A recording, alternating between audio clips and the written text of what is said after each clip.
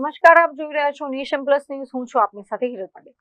ગુજરાતનું ગૌરવ અને એશિયાભરમાં માત્ર ગીરના જંગલોમાં જોવા મળતા એશિયાટિક સિંહો પર ફરી એકવાર મોટું સંકટ તોળાઈ રહ્યું છે. અમરેલી જિલ્લાના ધારી ગીર પૂર્વ અને ગીર પશ્ચિમ વન વિભાગ હેઠળના વિસ્તારોમાં જીવલેણ રોગચાળો ફાટી નીકળતા ટૂંકા ગાળામાં જ 5 પુખ્ત સિંહ અને 3 સિંહ બાળ સહિત કુલ 8 ડાલા મથાઓના કરુણ મોત નીપજ્યા છે. ગીરના જુદા જુદા વિસ્તારોમાં સિંહોના ટપોટપ મોત થતા વન વિભાગના ઉચ્ચ અધિકારીઓનો કાફલો અમરેલીના જંગલોમાં ધામા નાખીને બેસી ગયો છે. ધારી ગીર પૂર્વના જસાધાર રેન્જ અને ગીર ગઢડા બોર્ડર પર એક જ દિવસમાં 2 સિંહોના કોઈ ભેદી રોગથી મોત થયા હતા. આ ઉપરાંત ગીર પશ્ચિમની બાબરિયા અને જામવાળા રેન્જમાં પણ 2 થી વધારે સિંહો કાળનું કોળિયું બન્યા છે. ચિંતાની વાત એ છે કે વાયરસની ચપેટમાં નિર્દોષ સિંહ બાળાઓ પણ આવી રહ્યા છે, જેમાં લીલિયા રેન્જ, સાવરકુંડલા રેન્જ અને સરસિયા રેન્જમાં એક સિંહ બાળનું મોત નીપજ્યું છે. સિંહો પર તોળાયેલા આ ખતરાને જોતા હેડ ઓફ ફોરેસ્ટ ફોર્સ અને પીસીસીએફ શ્રીપાલસિંહે જણાવ્યું છે કે બેબસિયા અને સીડીવી વાયરસ સામે સિંહોને બચાવવા માટે વન વિભાગ round the clock monitoring, sampling અને ટ્રીટમેન્ટ કરી રહ્યું છે. આ જીવલેણ ચેપ વધુ ન ફેલાય તે માટે ધારીના સરસિયા રેન્જમાંથી 8 સિંહોના આખા ગ્રુપને વન વિભાગ દ્વારા પાંજરે પૂરીને રેસ્ક્યુ કરવામાં આવ્યું છે અને એનિમલ ડોક્ટરોની સ્પેશિયલ ટીમ દ્વારા તેમની તપાસ કરી ઓબ્ઝર્વેશન હેઠળ રાખવામાં આવે છે. જંગલના જુદા જુદા વિસ્તારોમાં સશક્ત અને નબળા દેખાતા સિંહોને ટ્રેક કરીને આઇસોલેટ કરવામાં આવી રહ્યા છે. મળતા સમાચાર મુજબ અમરેલી જિલ્લામાં 5 સિંહ અને 3 સિંહ બાળના ભેદી રોગથી મોત થયા છે. ફરીથી 2018માં જે સિંહો સીડીવી અને બબેસિયાથી જે મર્યા હતા એ વાતનું પુનરાવર્તન થઈ રહ્યું હોય એવું લાગી રહ્યું છે. છેલ્લા કેટલાય સમયથી વન વિભાગ સિંહોમાં ડીવોર્મિંગ કરતું નથી. બીજી વસ્તુ કે 2018નો જે બનાવ બન્યો હતો ને એમાં 30 જેટલા સિંહો આપણે ખોયા હતા અને જે કેપ્ટિવમાં રાખ્યા હતા સિંહો જે સારવાર હેઠળ હતા એ સિંહોને પાછા જંગલમાં છોડવામાં આવ્યા નથી.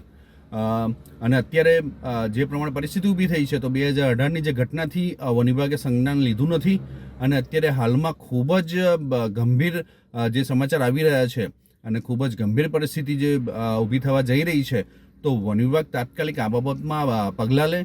જે ડીવોર્મિંગ કરવાના હતું સિંહોને એ ડીવોર્મિંગ કરતા નથી, જેના કારણે જે આ ભેદી રોગ છે જે બબેસિયા અને સીડીવી વાયરસ એ સિંહોમાં સંક્રમિત થયેલો અત્યારે જણાઈ આવે છે અને 8 જેટલા સિંહો મર્યા છે. ત્યારે પરિસ્થિતિ ખૂબ જ ગંભીર છે.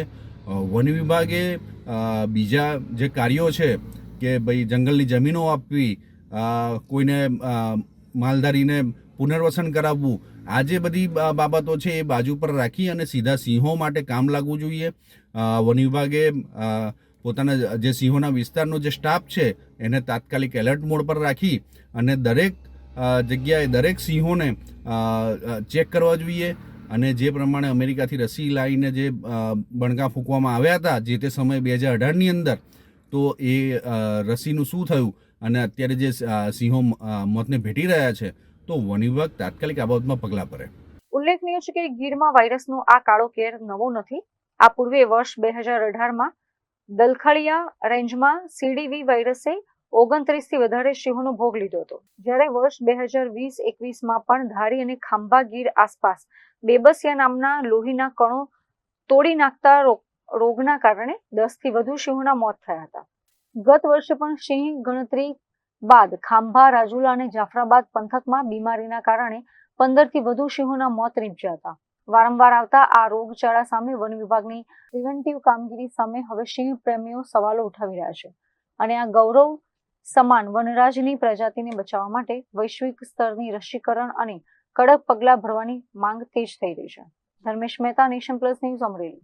સમાચારોના સતત અપડેટ મેળવવા માટે અમારી નેશન પ્લસ ન્યૂઝની યુટ્યુબ ચેનલને સબસ્ક્રાઇબ કરો, બેલ આઇકન દબાવો અને જોડાયેલા રહો ફેસબુક, ઇન્સ્ટાગ્રામ અને ટ્વિટર પર.